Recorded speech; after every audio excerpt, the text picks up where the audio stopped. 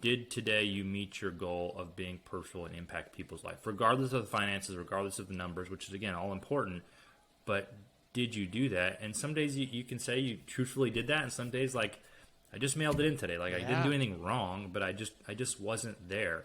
And that's hard to do, but your staff feeds off that, right? Like if I'm short and I'm not necessarily in the best mood, and I'm going to be a jerk, but if I'm not in the best mood, they're going to feel that, right? And they're going to go home and feel just as frustrated as I am, or they might get frustrated at me, and then we might have this other bigger issue. And so I think it's very important just long term to think like, okay, today, what is my overall goal with this whole thing, right? Yes, it's seeing patients, but what's the purpose? Like, what am I actually doing here? And I think the same thing with, I think really that's why we talk about these groups. Like we talk about Vision Source, we're talking about F3, like we're talking about Tometry, but like we're not necessarily doing it because of one specific action. Like I'm not just refracting somebody. It's a larger vision of, okay, they're here for a purpose, and I'm going to impact their life, whether I like it or not. And so I need to be a positive trajectory as best I can in that.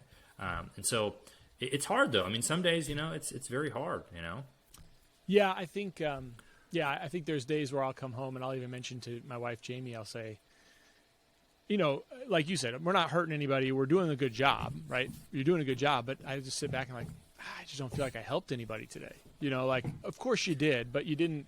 It doesn't have to be like a miracle every day. But, sometimes Right. you have those days. And sometimes that's a me problem, I suppose, where, like you said, it's probably more about what was my purpose for the day. Is my purpose to just kind of get through the day because I know tomorrow is going to be Thursday and I get to do something. I'm kind of burnt out for the week and now I'm going to do something different.